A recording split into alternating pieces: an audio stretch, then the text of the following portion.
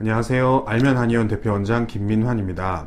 우리 아이가 다른 사람과 상호작용을 잘 하지 못하고 언어적인 의사소통을 제대로 하지 못한다면 대부분 자폐증을 의심할 것입니다. 이런 증상 중에 가장 유명한 것이 자폐증이기 때문이죠. 그런데 분명히 자폐증이라고 보기는 힘든데 의사소통의 문제만을 보이는 아이들이 있습니다. 자폐와 유사하지만 조금은 다른 질환, 그것이 바로 사회적 의사소통 장애입니다. 이 아이들은 언어를 표현은 할 수 있지만, 즉 언어를 사용은 할 수 있지만 언어를 통해서 다른 사람과 소통하는 능력이 많이 떨어져 있습니다. 즉 언어의 활용 능력이 많이 떨어져 있는 아이들이죠. 어떨 때는 자폐 같기도 하고 어떨 때는 자폐와 다른 모습을 보이기도 하고, 또 자폐라고 하기에는 너무 가벼운 증상을 보이지만 친구들하고 관계를 보면 자폐가 아닌지 의심이 되는 이런 아이들이죠. 이런 사회적 의사소통 장애는 자폐의 연장선, 자폐의 일부라고 이해하는 것이 좋습니다. 자폐는 여러 가지 다양한 증상을 보이지만 사회성 장애, 그리고 제한적이고 반복적인 행동 및 관심사, 이 두 가지 증상을 보이는 아이들이라고 할 수 있습니다. 그런데 자폐로 분류된 아이들 중에 사회성 장애는 보이는데 제한적이고 반복적인 행동 및 관심사는 보이지 않는 그런 아이들이 있었습니다. 이 증상이 없는 아이들을 따로 빼서 사회적 의사소통 장애로 분류했습니다. 결국 이 질환은 자폐의 연장선상으로 이해하는 것이 좋다는 의미죠.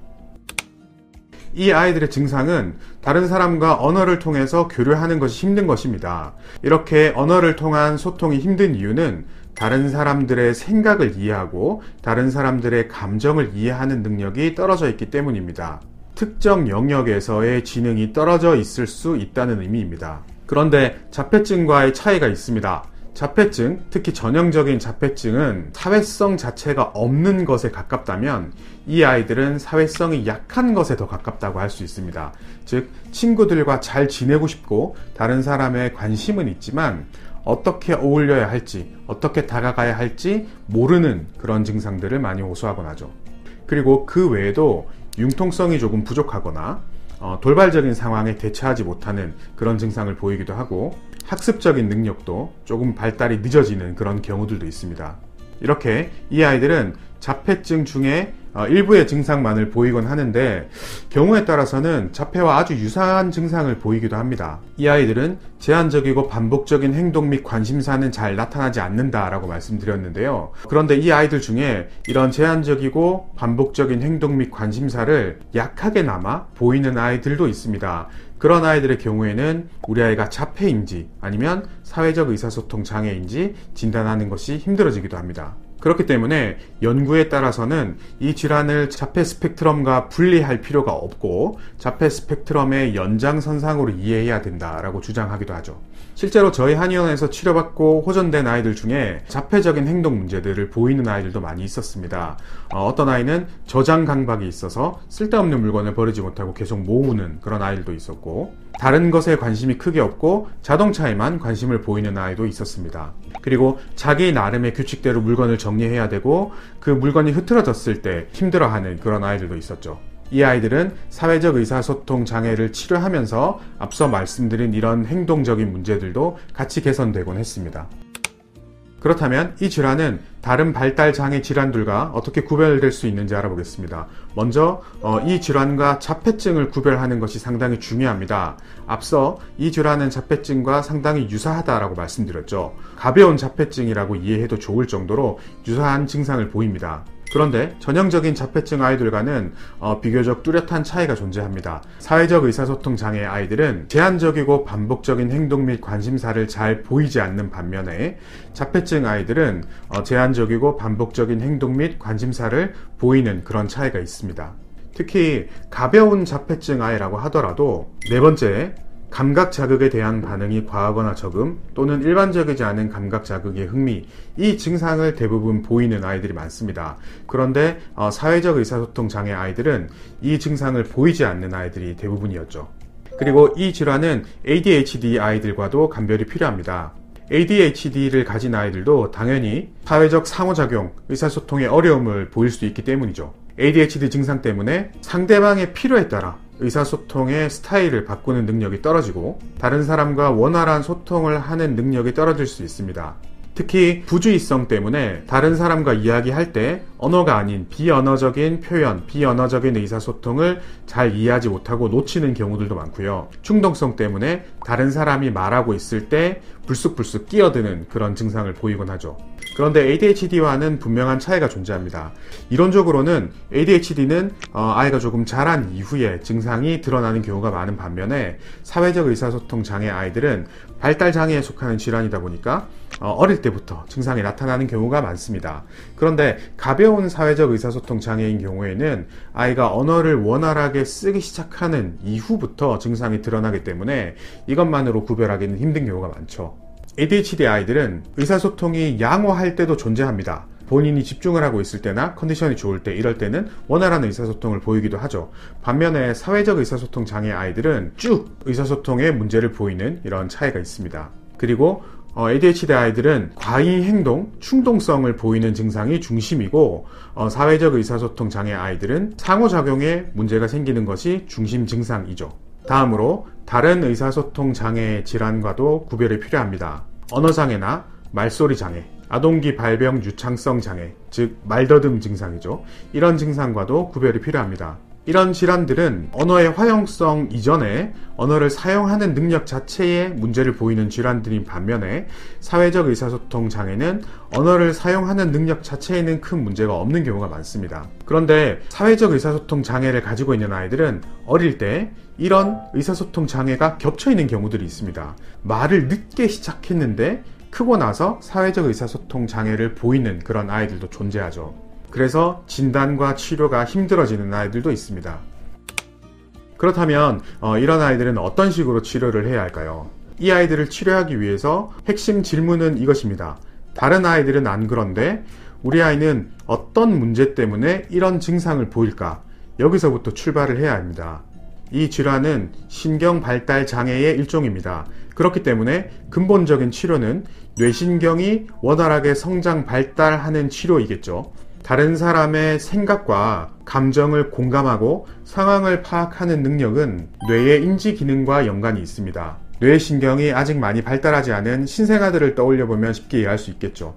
신생아들은 당연히 공감 능력도 부족하고 상황 파악 능력, 대화 능력이 많이 떨어집니다. 그러다가 뇌신경이 성장 발달하면서 이런 기능을 원활하게 수행할 수 있게 되죠. 사회적 의사소통 장애를 가진 우리 아이들도 마찬가지입니다. 다른 사람의 감정과 생각을 이해하고 상황을 파악하는 그런 능력을 담당하는 뇌 부위의 발달이 늦어지고 있기 때문에 이런 증상이 생기는 것이죠. 그렇기 때문에 뇌신경이 원활하게 성장 발달할 수 있도록 도와주는 치료가 필요합니다. 이런 아이들은 대부분 언어치료나 심리치료를 하게 되는데요. 이런 치료가 분명히 도움은 되겠지만 이런 치료를 열심히 한다고 해서 뇌신경이 성장 발달하는 것에는 한계가 있습니다. 단지 언어를 사용하는 스킬을 익힐 뿐인 것이죠.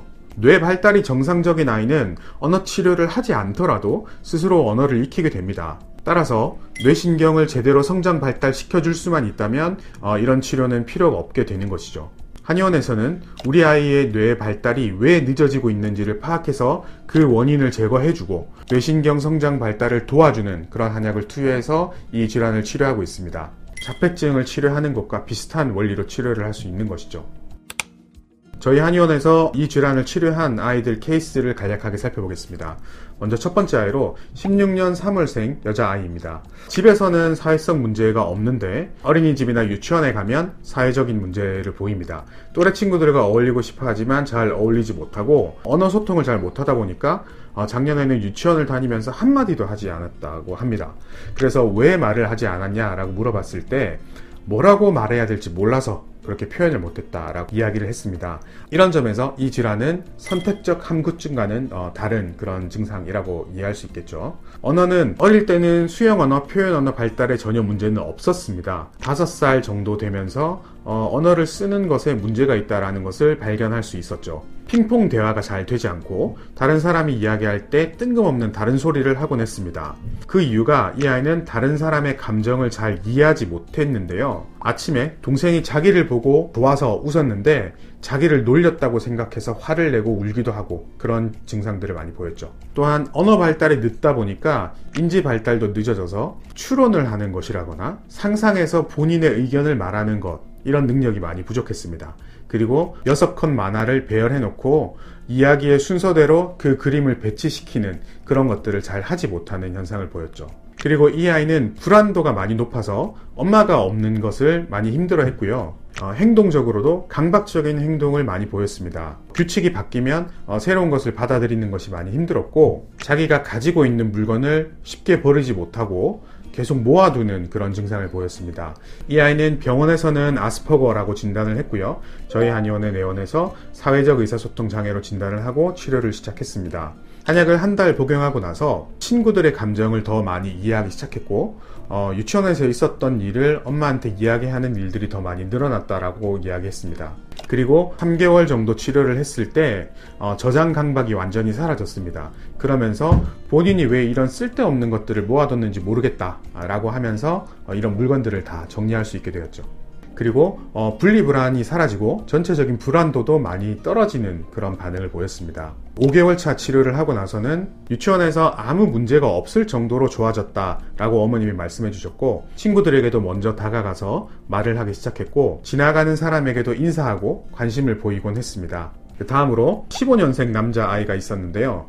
이 아이는 성장 발달이 양호했습니다. 그리고 언어적인 성장 발달도 문제가 없었죠. 그런데 초등학교가 되면서부터는 언어의 화용 능력에 문제가 있다는 걸 알게 되었습니다. 이 아이 표현으로는 무슨 말인지 알아듣기는 다 알아듣겠는데 이해를 못하겠다 라고 이야기를 했고요. 그러다 보니 당연히 친구들하고 사이도 좋지 않았습니다. 친구들하고 원활한 대화를 하는 능력이 많이 부족했고, 친구들에게 무슨 말을 해야 될지 모르겠다라고 호소를 많이 했습니다. 그리고 이 아이는 제한적이고 반복적인 행동 및 관심사도 약하게 남아 보였는데요. 다른 장난감은 가지고 놀지 않고 자동차에만 집착하는 그런 반응들을 보였습니다.